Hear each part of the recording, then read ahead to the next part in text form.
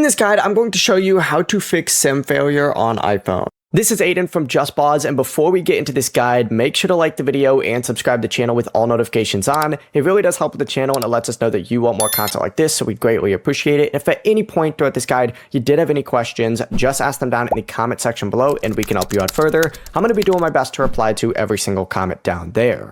First things first, you need to swipe down from the top right to open up your control center. Find the little airplane mode icon and turn it on. Wait about 15 seconds and then turn it back off. And this is going to force your iPhone to reconnect to the cellular network.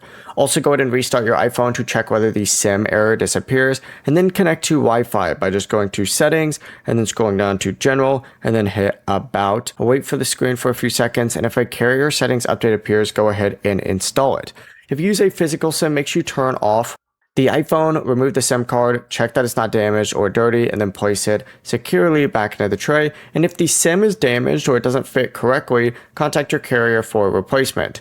If you do use an eSIM, go to Settings, and then you can go to Cellular from here. Scroll down on here, and then of course, just select your phone line, turn it off, and then turn it back on. You should also check to see if there's an update for your phone, and if it's still saying SIM failure, no SIM, or invalid SIM, contact your carrier and confirm that your cellular plan is active and that the SIM or eSIM is properly provisioned. Before you do leave, make sure to like the video and subscribe to the channel with all notifications on. It really does help with the channel, and it lets us know that you want more content like this. We'd greatly appreciate it. And if at any point throughout this guide you did have any questions, just ask them down in the comment section below and we can help you out further. I'm going to be doing my best to reply to every single comment down there. Peace.